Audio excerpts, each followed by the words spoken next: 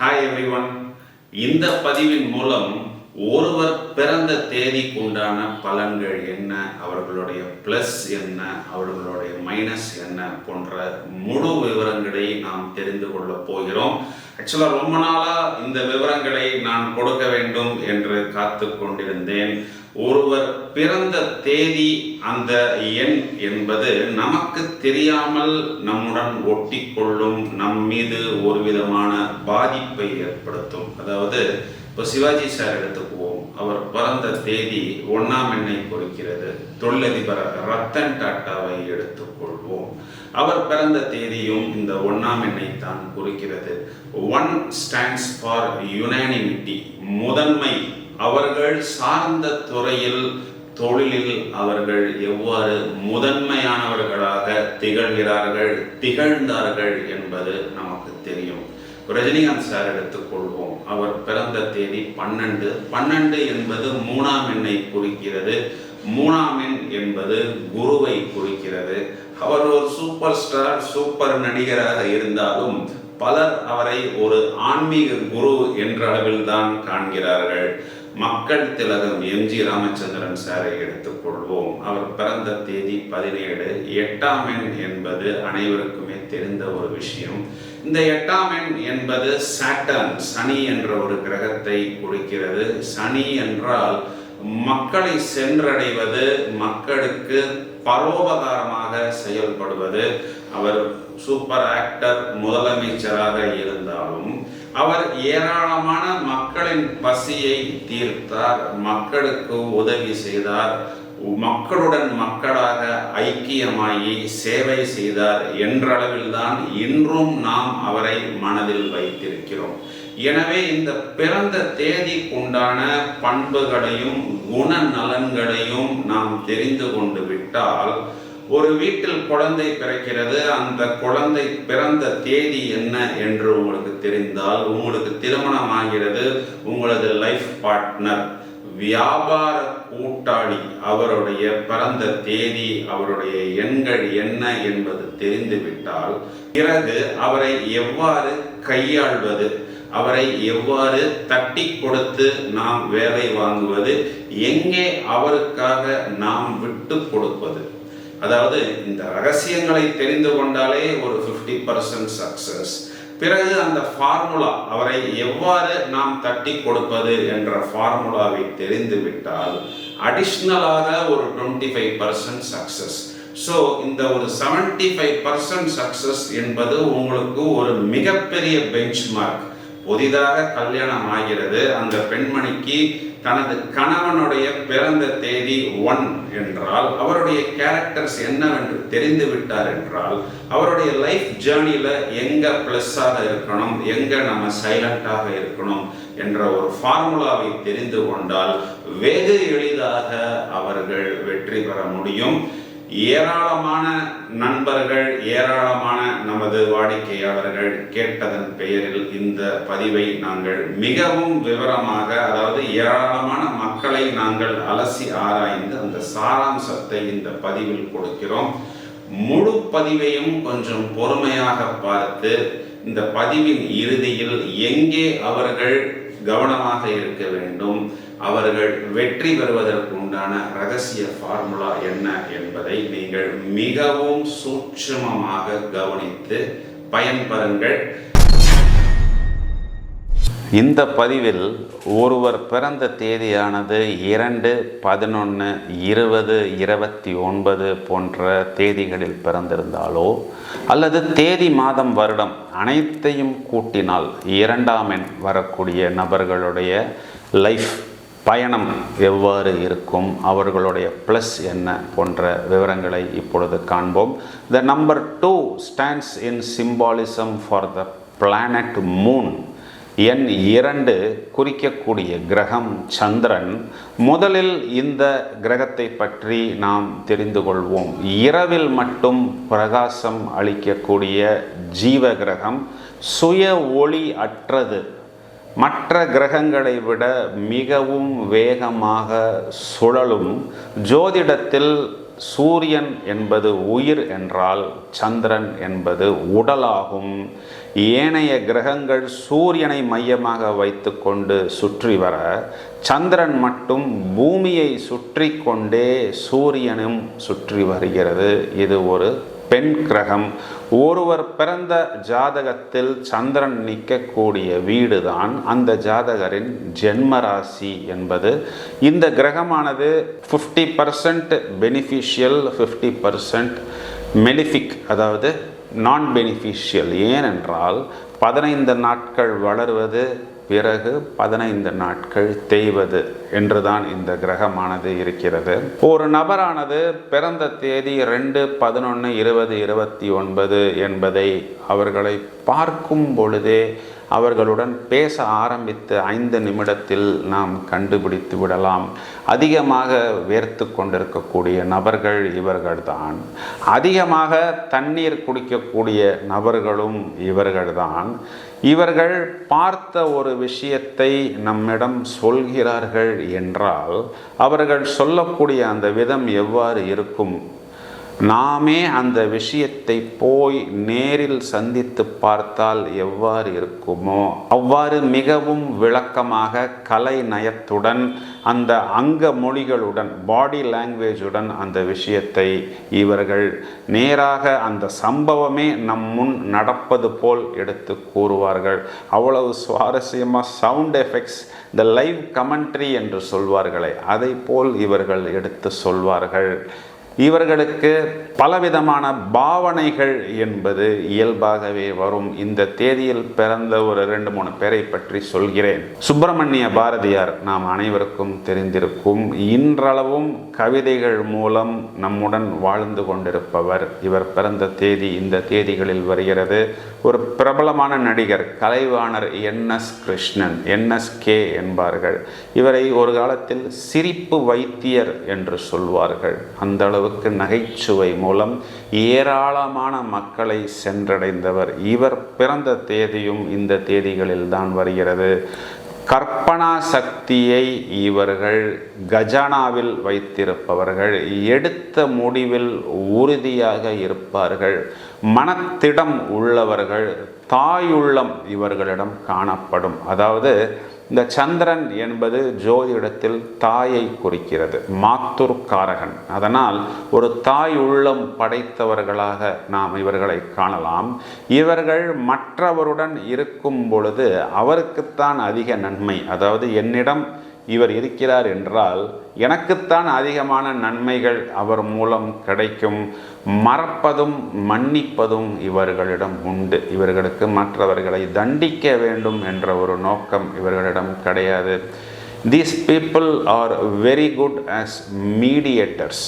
அதாவது ஒரு convincing speech என்பது இவர்களிடம் காணப்படும்.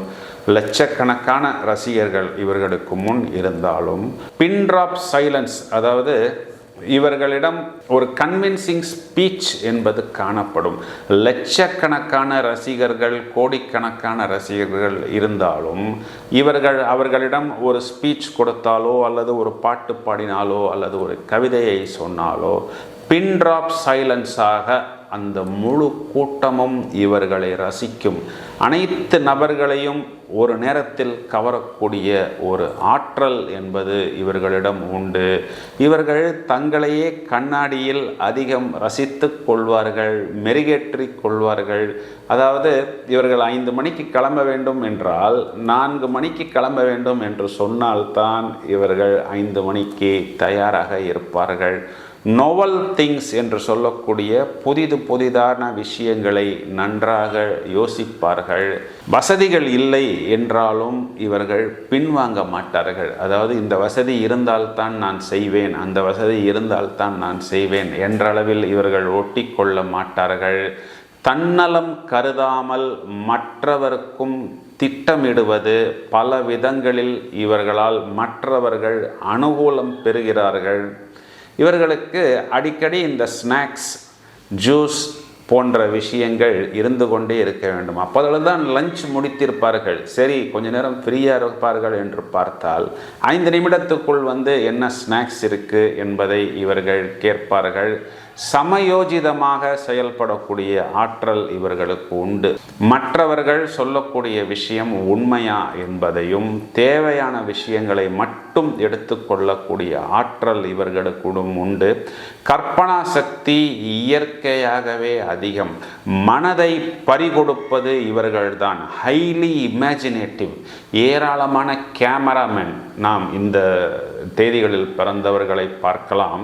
அதாவது அந்த கேமரா மூலம் கவிதை பேசுவார்கள் என்ற அளவில் அவர்களது படைப்பு திறன் என்பது அவர்கள் மறைந்தாலும் அவர்கள் மறைந்ததற்கு பின் இருக்கும் நல்ல ஓவியர்கள், ஒளி ஓவியர்களை இந்த தேதிகளில் பிறந்தவர்களாக பார்க்கலாம். ஏராளமான எழுத்தாளர்கள், மென்மையானவர்கள், நாம் மற்றவரிடம் எதையாவது எதிர்பார்க்க வேண்டும் என்ற ஒரு சிந்தனையிலும் கூட நாம் இவர்களை காணலாம். அதாவது இவர்கள் எழுத்தாற்றல் மூலம் ஒரு புரட்சி பண்ணுகிறார்கள் என்றால் அதற்கு தேவையான இன்புட் இன்ஃபர்மேஷன் அவர்கள் எதிர்பார்ப்பார்கள். அன்பு ஆலோசனை என்பதை இவர்களும் மற்றவர்களிடம் கொடுப்பார்கள். மற்றவர்களிடம் இருந்தும் நாம் பெற வேண்டும் என்று இவர்கள் எதிர்பார்ப்பார்கள். இப்போ ஒரு ஃபேமிலி லைஃப்பில் இந்த டேட்டில் பிறந்த ஒரு நபர் இருக்கிறார் என்றால் இவர் என்ன அன்பு, என்ன ஒரு காதலை லைஃப் பார்ட்னரிடம் கொடுக்கிறாரோ அவரும் நம்மிடம் அதனை ரெசிப்ரோகேட் செய்ய வேண்டும் என்று இவர்கள் எதிர்பார்ப்பார்கள். இதனை அனுசரித்து நீங்கள் உங்களது லைஃப்பை பிளான் செய்து கொள்ள வேண்டும். இந்த சந்திரன் என்பது மனோகாரகன். தீவிரமான கற்பனை உண்டு. கற்பனையின் மூலமாகவே இவர்கள் பல விஷயத்துக்கு போய் வந்து விடுவார்கள். கற்பனையின் மூலமாக டிராவல் செய்யக்கூடிய நபர்கள்.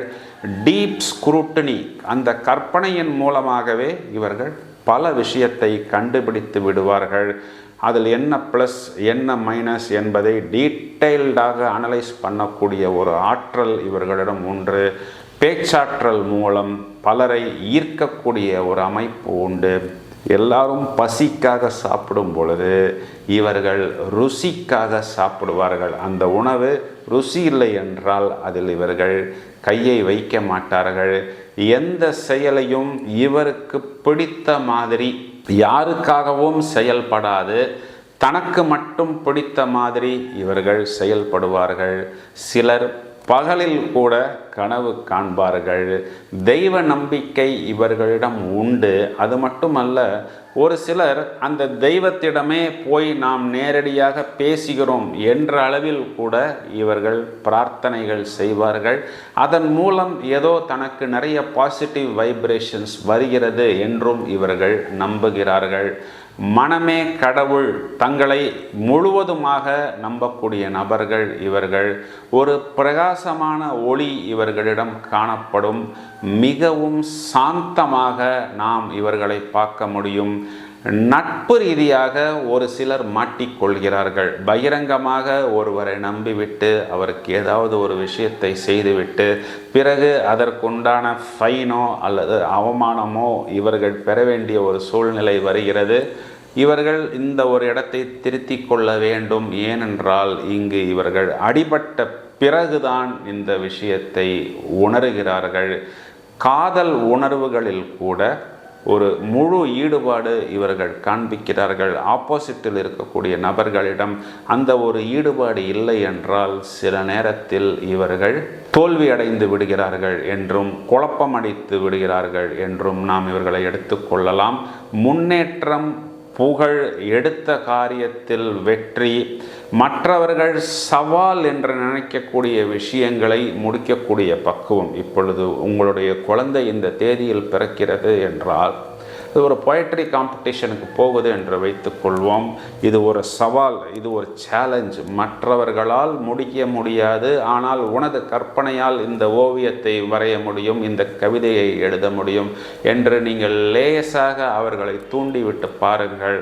அவர்கள் ஒரு மிகப்பெரிய வெற்றியாளர்களாக அந்த போட்டியில் வருவார்கள். பணம் சம்பாதிப்பது மட்டும் இவர்களது லட்சியம் அல்ல. சில சாதனைகள் நிகழ்த்த வேண்டும்.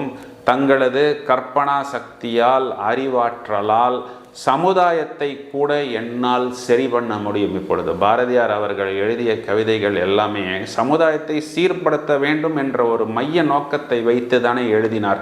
அதே போல் இவர்கள் தங்களது லட்சியங்களிலிருந்து பின்வாங்குவதில்லை. ஏதாவது ஒரு புரட்சியை நாம் ஏதாவது ஒரு ரூபத்தில் செய்ய வேண்டும் என்பதற்காக முழு நேரமும் மனதில் அசை போட்டு கொண்டிருப்பார்கள். திருப்திக்காக செலவு செய்வார்கள். பொது நலனுக்காக ஆழ்ந்த அறிவாற்றலை இவர்கள் உபயோகிப்பார்கள். பலருக்கு திருமணத்திற்கு பின் ஒரு திருப்பு முனை என்பது ஏற்படுகிறது. பெண் தெய்வங்களை இவர்கள் விரும்பி இவர்கள் வழிபாடு செய்கிறார்கள். வன்முறையில் இவர்களுக்கு பொதுவாகவே ஈடுபாடு என்பது கிடையாது. எந்த பிரச்சனையாக இருந்தாலும் லாவகமாக எளிதாக பேசி சமாளிக்கிறார்கள். நம்பிய பிறகு இவர்கள் பின்வாங்க மாட்டார்கள். எளிதாக பிரசித்தி பெறக்கூடியவர்கள். எளிதாக இவர்கள் எவரையும் நம்ப மாட்டார்கள், பின்வாங்கவும் மாட்டார்கள். எப்பொழுதும் விழிப்பாகவும் எச்சரிக்கையாகவும் செயல்படுபவர்கள். இது ஏன் இவ்வாறு அமைகிறது என்றும் நாம் எப்பொழுது சரிந்து விழுவோம் என்பதிலும் இவர்கள் மிகவும் கவனமாக இருப்பார்கள். ஒரு வருடத்தில் இவர்களை 2-3 முறை பார்க்கிறோம் என்றால் இவர்களது தோற்றத்தில் புது ஸ்டைல், ஏதாவது ஒரு மாற்றம் என்பது வந்து கொண்டே இருக்கும். பணிந்த சுபாவம் இவர்களிடம் காணப்படும். தத்துவங்களை நன்றாக ஆராய்ச்சி செய்வார்கள். இவர்களிடம் பெரும்பாலும் மென்மையான தன்மைகள் அதிகமாக காணப்படும். ஒரு நளினம், கூச்ச சுபாவம். என்ன சார் இன்னைக்கும் இதெல்லாம் இருக்கா என்றெல்லாம் கேட்காதீர்கள். இவர்களிடம் இந்த பழக்க வழக்கங்கள் ஒட்டி கொண்டிருக்கு.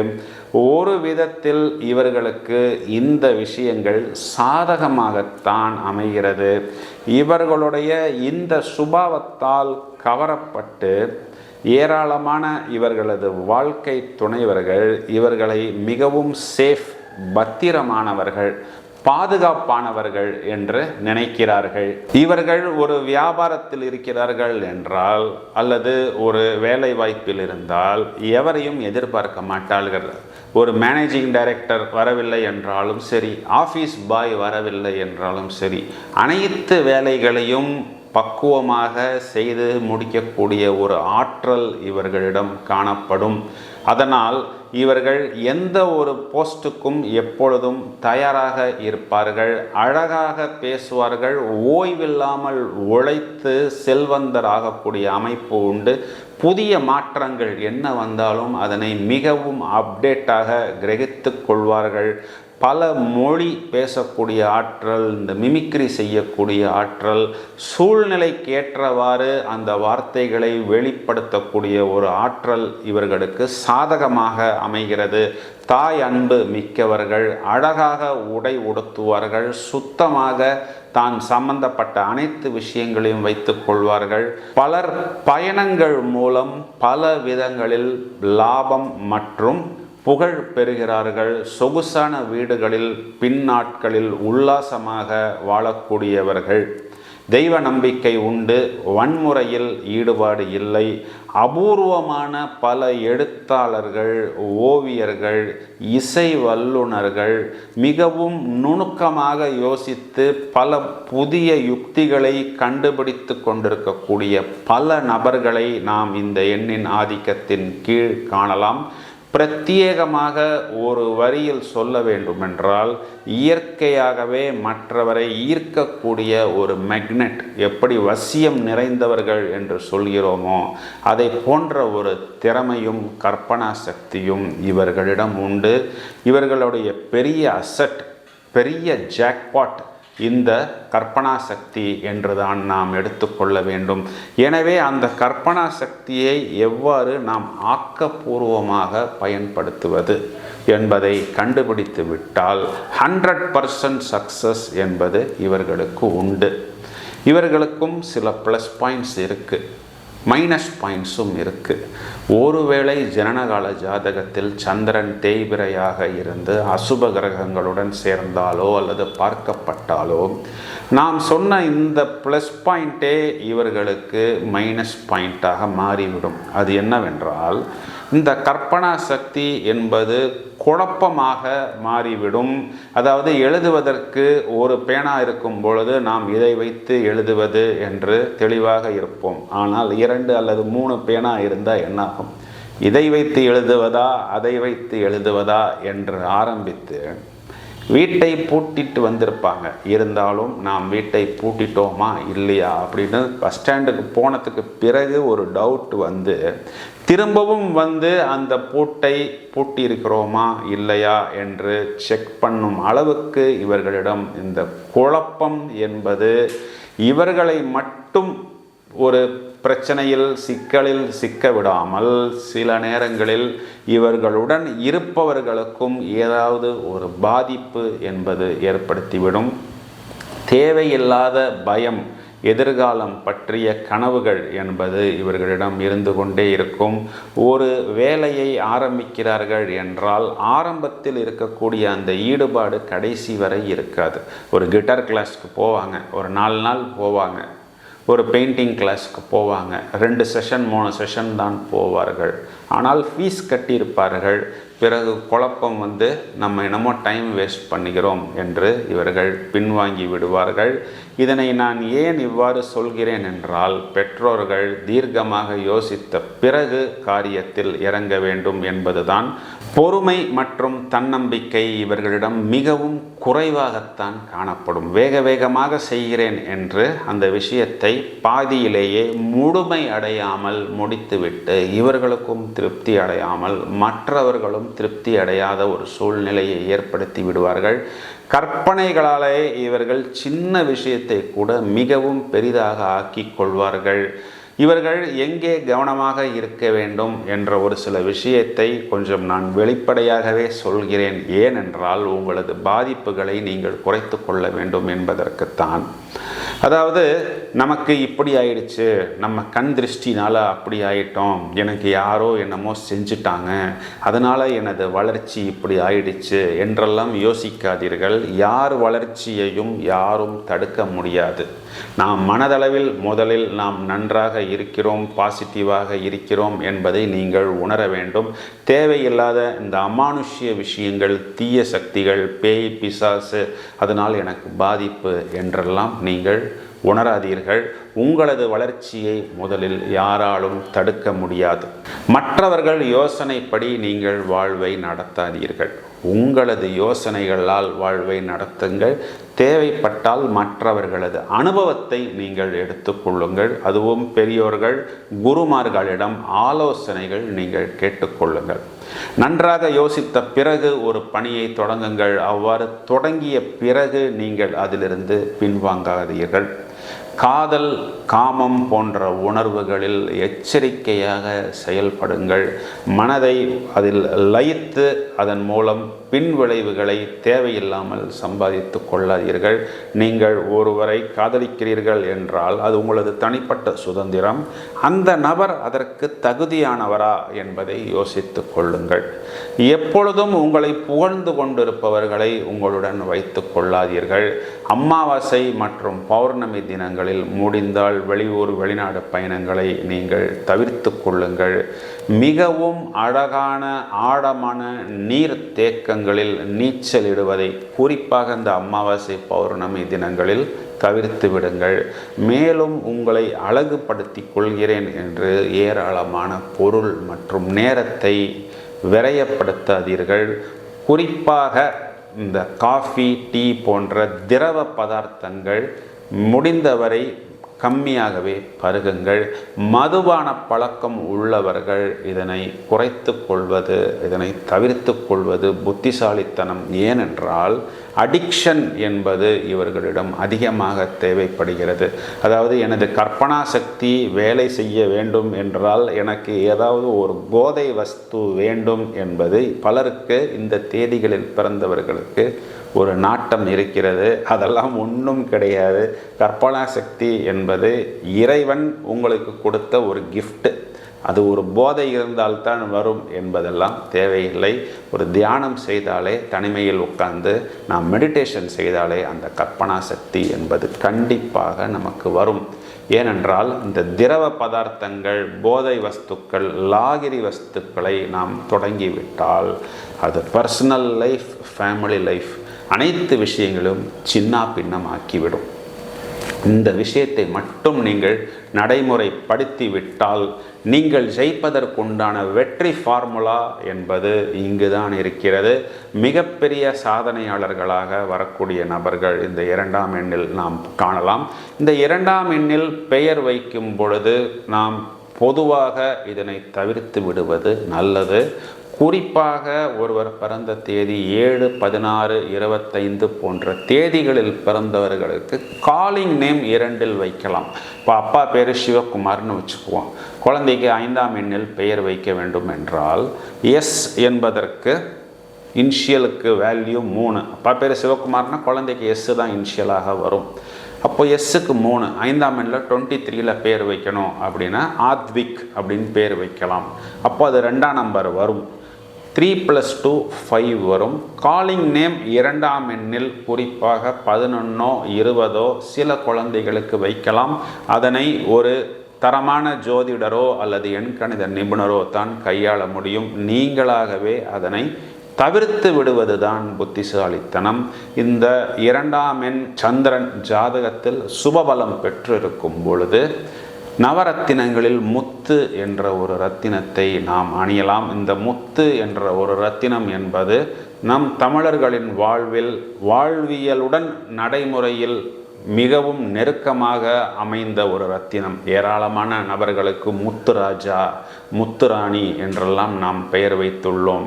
அதாவது பல பாடல்களில் கூட இந்த முத்து, சூப்பர் ஸ்டார் ரஜினிகாந்த் அவர் நடித்த ஒரு படத்திற்கே முத்து என்று பெயர் வைத்திருக்கிறார்கள் என்றால் நவரத்தினத்தில் இந்த முத்து என்ற ஒரு ரத்தினம் எந்த அளவுக்கு நமது வாழ்வில் நடைமுறையில் நமக்கு தெரியாமல் நம்முடன் ஒற்றி இருக்கிறது என்பதை நீங்கள் பார்க்க முடியும்.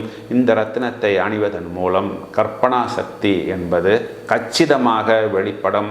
பொருளாதார ரீதியில் நல்ல ஒரு வெற்றியை நாம் காணப்படியும். மேலும் வாழ்வின் தரம் என்பது மேலும் மேலும் முன்னேறும். இப்பொழுது நான் நிறைய ப்ளஸ் பாயிண்ட்ஸும் சொல்லியிருக்கிறேன், வெளிப்படையாக கொஞ்சம் மைனஸ் பாயிண்ட்ஸும் சொல்லியிருக்கிறேன்.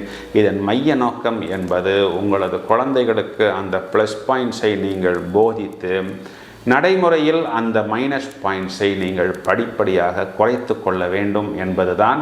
இந்த பதிவை உங்களது நண்பர்களுக்கும் உறவினர்களுக்கும் நீங்கள் ஷேர் செய்யுங்கள். மேலும் பல அரிய தகவல்கள் தயாராகி கொண்டிருக்கிறது. தொடர்ந்து இணைப்பில் இருங்கள். வாழ்த்துக்கள். நன்றி.